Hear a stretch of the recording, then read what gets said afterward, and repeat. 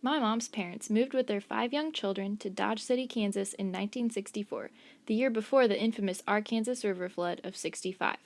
My grandma Carol tells of the incident that welcomed them to the town of Dodge.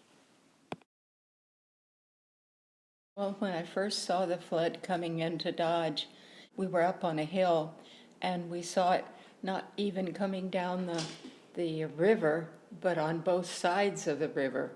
And I just knew it was going to flood the whole downtown because the river ran through downtown Dodge to the south.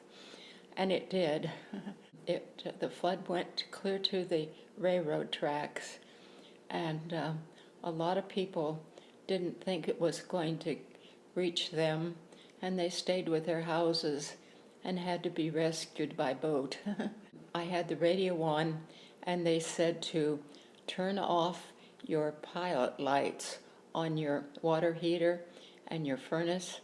Okay, I didn't know where the pilot light was, and I didn't know how to turn it off. So I gathered the 5 children that I had, and we got out of the house in case it blew up. And so we sat out on the lawn for a while. My husband had to go out and sandbag the power station. So we were just kind of on our own, but nothing happened to us, so that was good. Survive they did.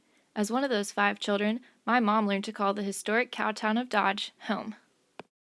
Dodge City was settled first as Fort Dodge after the Civil War. The Army had to send out soldiers to protect travelers on the Santa Fe Trail.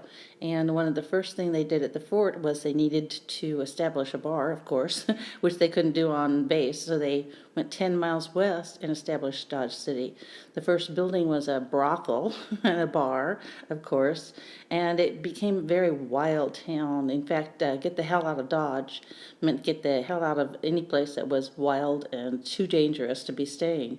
This was really popularized by the show Gunsmoke back in the 1960s. I was fortunate enough when I was a foreign exchange student to go to France, and people would ask me where I was from, and they didn't recognize any city in the United States around the central United States, but when I would say Dodge City, they would go, Gunsmoke! So they recognized Dodge City from that.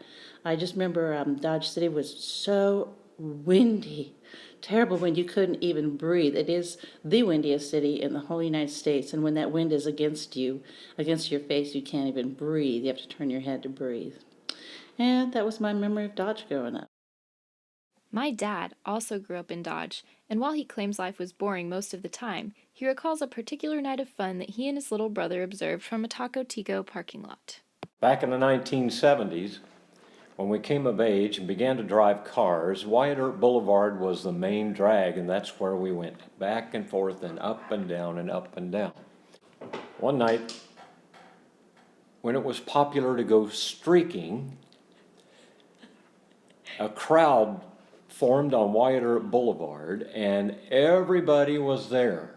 And the police tried to break us up, but nobody, there were so many of us, they couldn't get us to leave, and people were taking turns running up and down Wyatt Earp Boulevard, stark naked, with wearing nothing but cowboy boots. We had a police officer pull up because the crowds were getting kind of unruly, and he pulled up into a parking lot, and someone said something to him or threw something at him, and he jumped out of his car and started chasing them. Well, while he was busy chasing this person around the corner of the building, another kid jumped into the police car and grabbed the car keys and threw them on the roof of the building. And we all sat around and watched as the police officer came back to his car and couldn't figure out what happened. He couldn't find his car keys anywhere, and we laughed at him for an hour until another officer showed up and brought him another set of keys. And we finally went home, and that was the only time we ever had anything close to a riot in Dodge City, Kansas in the 70s.